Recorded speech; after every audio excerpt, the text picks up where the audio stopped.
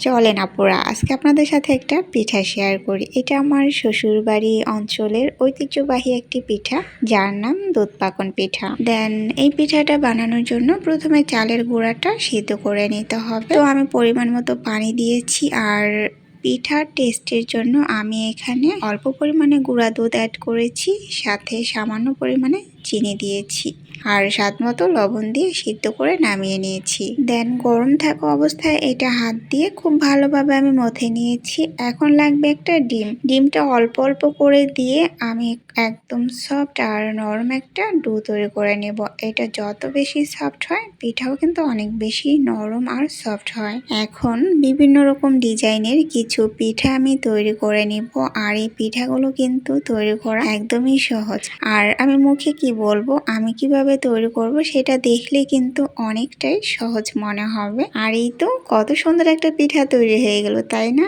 আমি কিন্তু বিভিন্ন রকমের ডিজাইনের বেশ কিছু পিঠা তৈরি করব, তবে সামান্য একটা চামচের সাহায্যে। এমন একটা সময় ছিল যখন আমি শ্বশুর বাড়িতে বেড়াতে যেতাম। এই পিঠাটা আমার পছন্দ, এটা আমার শ্বশুর বাড়ির সবাই জানে। আমি যখনই বাড়ি যাব, যাওয়ার আগের দিন দেখা যায় তারা এই পিঠাটা রেডি করে রাখতো। বাড়ি যাওয়ার সাথে সাথে দেখা যায় এই পিঠাটা নাস্তা হিসেবে আমাদেরকে খেতে দিত।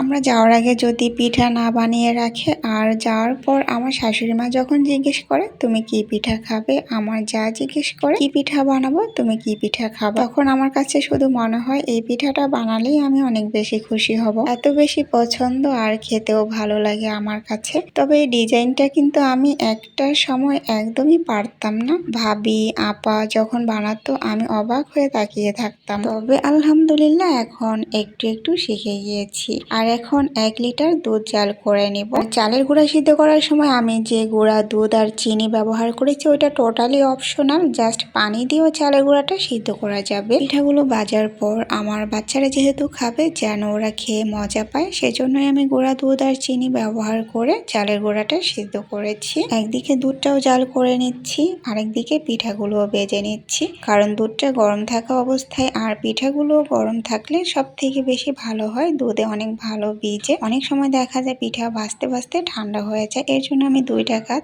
একসাথে করেছি। অনেকে আছেন যারা দুধে ভিজিয়ে খেতে পছন্দ করেন না, তারা চাইলে কিন্তু এইভাবে শুধু শুকনোই বানিয়ে খেতে পারবেন। তবে চালের গুঁড়া সিদ্ধ করার সময় সামান্য পরিমাণে গুঁড়া দুধ আর চিনি ব্যবহার করলে খেতে ভালো লাগবে। তো যাই হোক, এদিকে আমি দুধটা জাল করে নিয়েছি, আর পিঠাগুলো দেওয়ার সময় কিন্তু আমি চুলাটা বন্ধ করে দিয়েছি। সবগুলো পিঠা গরম দুধের মধ্যে দিয়ে কয়েক ঘন্টার জন্য ঢাকনা দিয়ে ঢেকে রাখলেই কিন্তু পিঠাগুলো একদম ভিজে নরম হয়ে যাবে। ভিডিওটা যদি কারো কাছে ভালো লাগে, লাইক দিয়ে পাশেই থাকবেন। অসংখ্য ধন্যবাদ সবাইকে। আল্লাহ হাফেজ।